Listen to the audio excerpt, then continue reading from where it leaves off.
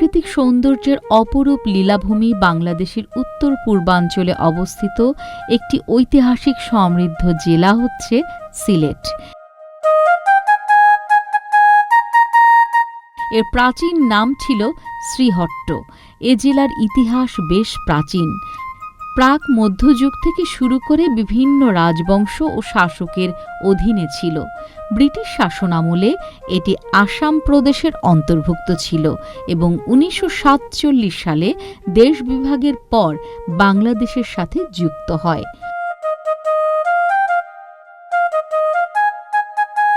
ঐতিহ্যগতভাবে সিলেট তার প্রাকৃতিক সৌন্দর্য, বহমান নদী, টিলা, পাহাড়, চা বাগান এবং আধ্যাত্মিক স্থানগুলোর জন্য বিখ্যাত।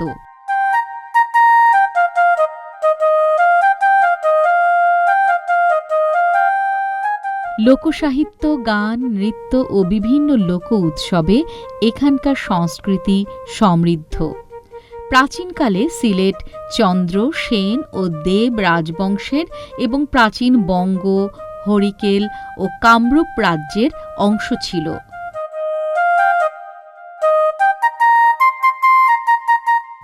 মধ্যযুগে আধ্যাত্মিক সাধক হযরত শাহজালাল বাংলাদেশে আসার পর সিলেটের ইতিহাসে নতুন মোড় নেয়।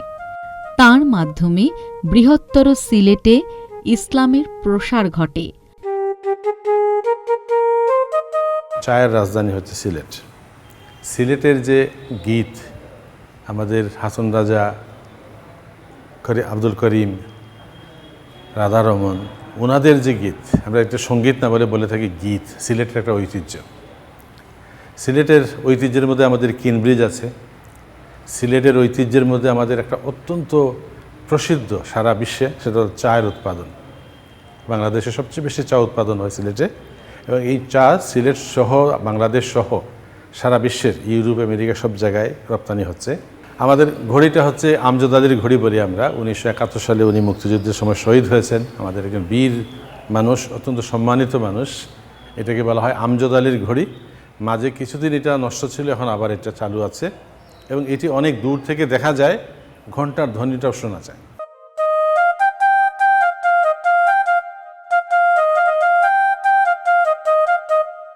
হযরত শাহজালালের দরগাহ এটি সিলেট জেলার একটি আধ্যাত্মিক স্থাপনা, যা মূলত ১৩০৩ খ্রিস্টাব্দে বাংলাদেশে আগত পাশ্চাত্যের ইসলাম ধর্মপ্রচারক শাহজালালের বাসস্থান ও শেষ সমাধি।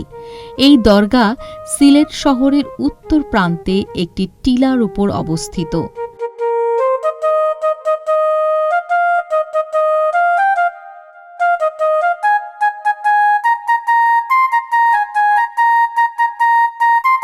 এখানে এসে অনেক মানুষ দেখলাম, প্রবাসীরা আছে, বিভিন্ন জায়গা থেকে মানুষ। শাহজালাল মুজাররজি আমনুর রহমতুল্লাহ আলাইহির স্মৃতিস্বরূপ অনেক কিছু আছে, এগুলা দেখার জন্য আসছে, সফরে আসছে।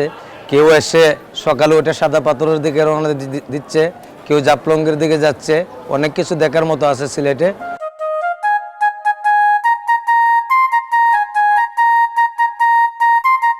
ঐতিহাসিকগণ মনে করেন শাহজালালের সঙ্গী অনুসারীদের দ্বারা ঢাকা, ময়মনসিংহ, কিশোরগঞ্জ, ত্রিপুরা, কুমিল্লা ও আসাম প্রভৃতি স্থানে মুসলিম সংস্কৃতি ও ঐতিহ্যের প্রচার ও প্রসার হয়েছে। শাহজালালের দরগা মসজিদটি ১৪০০ সালে নির্মিত। বিভিন্ন সময়ে বিভিন্ন শাসনকর্তা, বাদশাহ ও সুলতানদের দ্বারা এখানে বিভিন্ন স্থাপনা, মসজিদ ও পুকুরঘাট নির্মিত হয়েছে।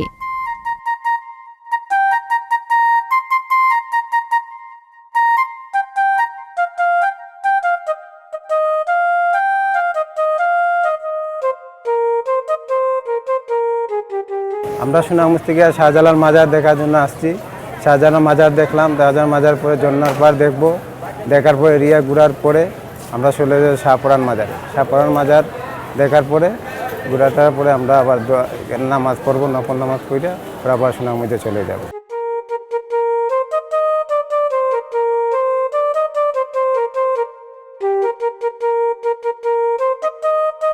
এটি শাহ পরানের দরগা বা মাজার।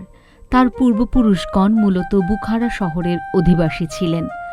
ধর্মপ্রচারের জন্য তারা এ অঞ্চলে আসেন। শাহপরাণ শাহজালালের ভাগ্নে হন। শাহপরাণ তার বয়স যখন 11 বছর তখন পিতৃহারা হন।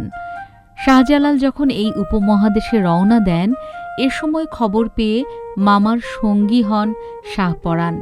সিলেট বিজয়ের পর হজরত শাহজালাল এদেশে ইসলাম প্রচারের কাজে নিজেকে নিয়োজিত করেন। পরবর্তীকালে শাহপরাণের অলৌকিক ঘটনা প্রকাশ হলে শাহজালালের নির্দেশে শাহপরাণ সিলেট শহর থেকে 6 মাইল দূরে খাদিমপাড়া, বর্তমানে খাদিমনগর এলাকায় ধর্মপ্রচারের উদ্দেশ্যে বসতি স্থাপন করেন এবং এখানেই চিরনিদ্রায় শায়িত হন।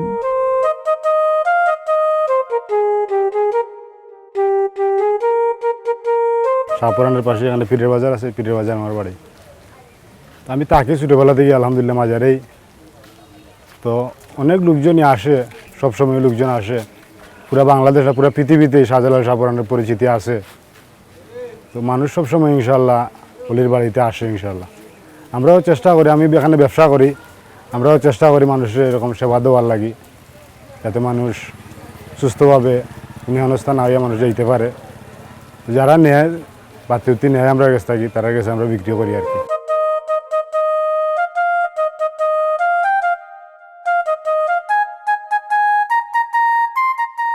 চা বাগান, মালিনীছড়া চা বাগান। এটি সিলেট জেলায় অবস্থিত উপমহাদেশের সবচেয়ে প্রাচীন এবং সবচেয়ে বড় চা বাগান। 1854 সালে লর্ড হাডসন 1500 একর জায়গার উপর এটি প্রতিষ্ঠা করেন। 1650 সালে প্রথমে চীনে চা উৎপাদন শুরু হয়। তখন সে দেশটির বুদ্ধিজীবীদের প্রতিদিনকার জীবনের 7টি কাজের একটি ছিল চা পান। আর তার প্রায় 200 বছর পর ভারতীয় উপমহাদেশের সিলেটে প্রথম চা উৎপাদন শুরু হয়। পরবর্তীতে ধীরে ধীরে অভ্যস্ত হয়ে পড়ে ব্রিটিশ আর বাংলাদেশিরা। সাবেক মার্কিন রাষ্ট্রদূত প্লেন থেকে নেমে বাগানের রাস্তা দিয়ে যাওয়ার সময় পথে বলেছিলেন, চা বাগান না দেখলে বুঝতে পারতাম না পৃথিবী এত সুন্দর। 2টি পাতা একটি কুড়ির দেশে এসে যারা খুব অল্প সময়ে খুব সুন্দর কোনো সবুজের গালিচায় হারিয়ে যেতে চান, তাদের জন্য অনন্য মালিনীছড়া চা বাগান।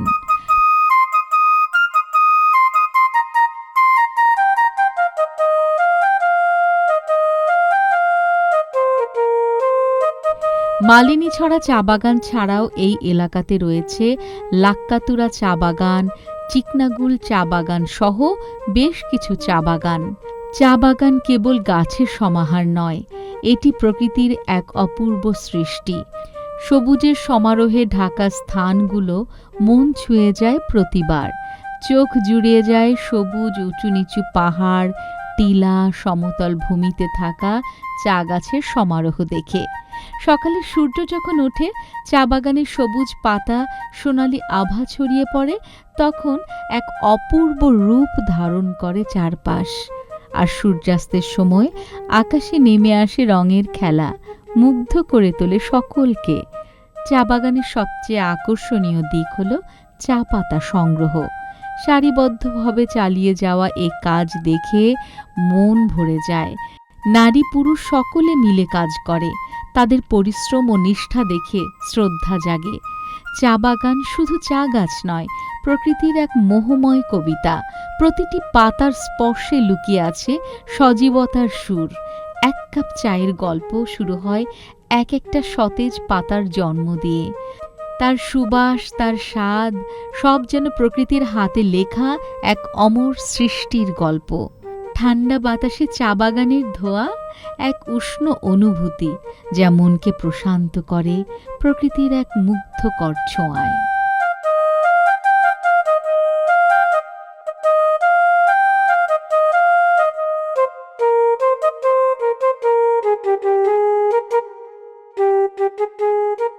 কিন ব্রিজ, এটি সিলেট শহরের মধ্য দিয়ে প্রবাহিত সুরমা নদীর উপর স্থাপিত একটি লৌহ নির্মিত সেতু।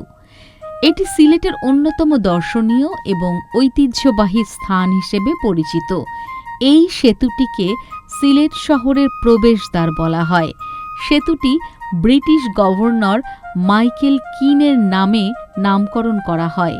এই ব্রিজটি প্রায় 1200 ফুট দৈর্ঘ্য এবং 18 ফুট প্রস্থ। এটি 1933 সালে নির্মাণ কাজ শুরু হয় এবং 1936 সালে শেষ হলে খুলে দেয়া হয়। সেই সময় সেতুটির নির্মাণ খরচ হয়েছিল 56 লাখ টাকা।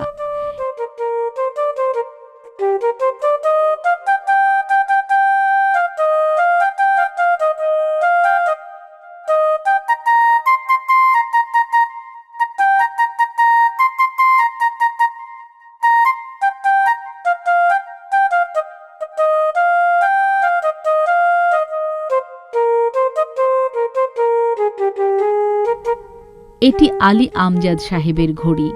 সিলেট শহরের মধ্যভাগের সুরমা নদীর তীরে স্থাপিত একটি বিরাট আকারের ঘড়ি। 1874 সালে কুলাউড়ার পৃথিম পাশার জমিদার আলী আহমদ খান তার ছেলে আলী আমজাদের নামকরণে লোহার খুঁটির উপর ঢেউটিন দিয়ে সুউচ্চ গম্বুজাকৃতির স্থাপত্য শৈলীর ঘড়িঘরটি নির্মাণ করেন। তখন থেকে আলী আমজাদের ঘড়ি নামে এটি পরিচিতি লাভ করে।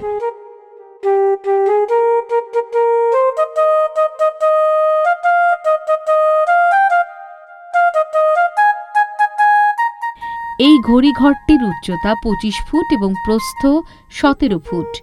এই ঘড়িটি নিয়ে সিলেট অঞ্চলে একটি প্রবাদ আছে।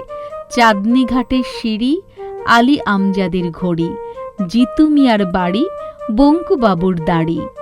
এই ঘড়িটি সিলেট শহরের বিশেষ ঐতিহ্য। ঘড়িটিতে প্রতি ঘণ্টায় তুমুল শব্দে অ্যালার্ম বেজে ওঠে।